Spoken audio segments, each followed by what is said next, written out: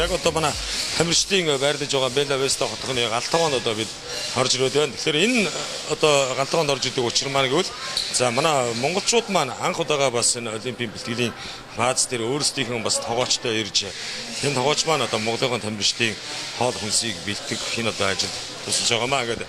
Сайн байна уу та аюун дөрөнд үзэгчтэй өөрийгөө танилцуулах гоё. Миний нэрийг Байгальмаа гэдэг.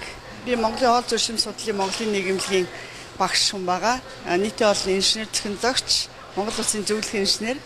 Бразилийн олимпиад Монгол тамирчдынхаа одоо хоолыг анх удаа олимпийн баазын бэлтгэл дээр нэмэлт байдлаар Монголын одоо үндсийнхээ хоолыг хийхээр томилогдож ирсэндээ бас их баяртай байна. Сэтгэл өндөр байгаа. Бидний ирсэн энэ хугацаанд жудо бүхэн тамирчид, бокс, байтын тамирчид бол ирээд энэ бэлтгэл бааз дээр бэлтгэлээ хийсэн.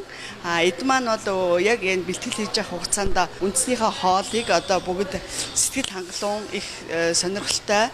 Одоо яг гэртээ байгаа Монголд байгаа юм шиг тийм сэтгэл төрхөөр одоо хүлээж авч байгаа нь бол айгүй сайхан санагдсан.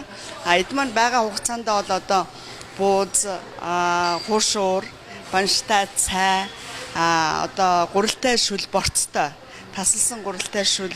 За тэгээд ерөн голдуу их шүлтэй хоолнд бол өөрсдөө бол их сонирхол өндөртэй. Яг Монгол тийм лавшаага одоо өдөрт 2-3 удаа шүлтэй хоол хийцтэй цай гэд. Бид нар бол Монголоосоо бол борц авчирсан байгаа, үхрийн борц. Тэгээд шар тоос авчирсан. За тэгээд чацарган нохоон хушуу хатаасан. Одоо мөг яг Монгол оронд ургасан цагаан мөг авчирсан. Айл болохоор тамирчтай бол бас энэ богино хугацаанд тэднийг бас витаминжүүлэх, өөрийнхөө нутгийн бас хоол хүнсийг хэрэглэх үхрийн хатаасан борцууд бас ургийн агуулмж өндөртэй.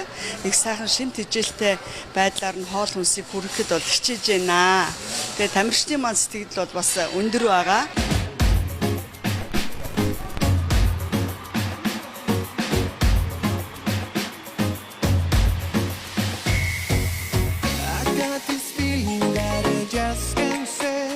Бас нэг сонирхолтой зүйл гэвэл манай Монголын шигшээ багийнханд маань автобус үйлчилж байгаа.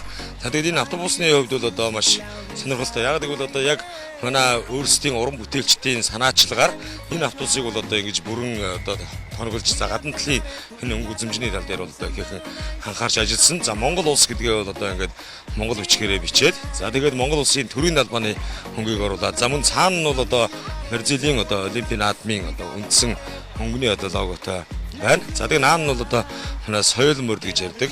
Энэ соёл мөрдийн дүрсийг оруулсан ийм автобус бол одоо яг олимпийн наадмын эхлэхээс өмнө за олимпийн наадмыг дуустал Монголын шигшээ багийн тамирчдад үйлчилж байгаамаа.